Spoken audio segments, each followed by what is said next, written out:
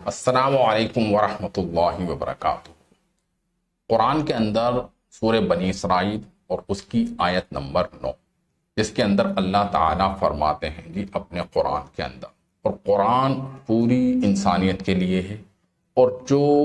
بندہ اس قرآن کے ذریعے سے ہدایت کو حاصل کرنا چاہتا ہے تو قرآن سب سے زیادہ سیدھا ہدایت کا راستہ بتاتا ہے۔ ہدایت کا راستہ مطلب جس سے آپ کو اللہ کی معرفت حاصل ہوگی، آپ اللہ کو جانیں گے، اپنے حقیقی خالق کو پہچانیں گے، اور اللہ تعالیٰ جس نے اس پوری کائنات کو، پورے نظام کو، تمام عالم کو، فرشتوں کے عالم کو،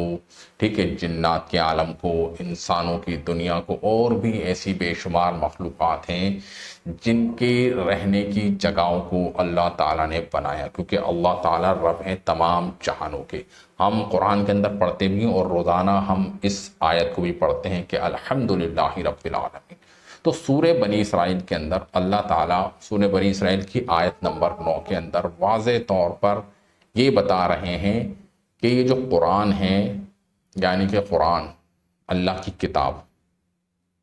ان ھذا القرآن، بے شک یہ جو قرآن ہے جو آپ کے سامنے ہے، یہ بالکل سیدھا راستہ دکھاتا ہے جی ہدایت کا،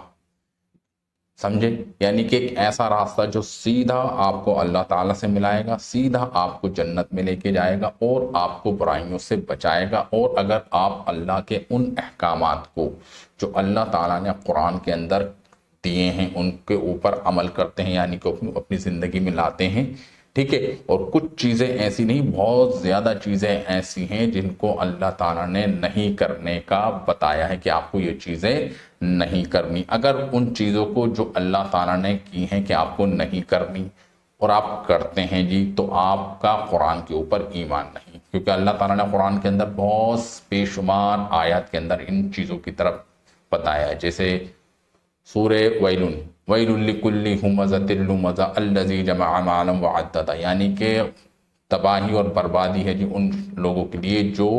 غیبت کرتے ہیں، طعنہ دیتے ہیں فیس ٹو فیس، اور اپنے مال کو جمع کر کے رکھتے ہیں اور روزانہ گنتے ہیں اور اس کو اللہ کی راہ میں خرچ نہیں کرتے۔ تو یعنی کہ غیبت ہم لوگ اس کو سمجھتے نہیں، لیکن ہم اس کو کرتے ہیں، تو اللہ کی قرآن کی ہم نافرمانی کرتے ہیں، یعنی کہ اس آیت کو ہم نہیں کرتے۔ اور غیبت ہم کتنی کرتے ہیں یہ ہم اور آپ اچھی طریقے سے جانتے ہیں۔ ہم کو جھوٹ نہیں بولنا لیکن ہم پھر بھی جھوٹ بولتے ہیں، ہم کو سود کے اوپر کام نہیں کرنا، ہم سود کے اوپر کام کرتے ہیں، ہم کو 5 وقت کی نماز پڑھنی چاہیے لیکن ہم نہیں پڑھتے ہیں، ہم کو روزے رکھنے چاہیے لیکن نہیں رکھتے، کسی کے اوپر بدگمانی نہیں کرنی چاہیے لیکن ہم کرتے ہیں، کسی کے اوپر الزام تراشی نہیں کرنی چاہیے لیکن ہم کرتے ہیں۔ تو یہ کیا ہے؟ بہت ساری چیزیں ایسی ہیں جن کو ہم کو نہیں کرنے میں ہی فائدہ ہے، جس کو کہتے ہیں جی ہم تقویٰ۔ اگر اس کے اوپر ہم چلیں گے تو ہماری زندگی بھی کامیاب ہوگی، اور مرنے کے بعد جو آخرت کی زندگی ہے ہمیشہ ہمیشہ ہم اس کے اندر ہوں گے جی کامیاب۔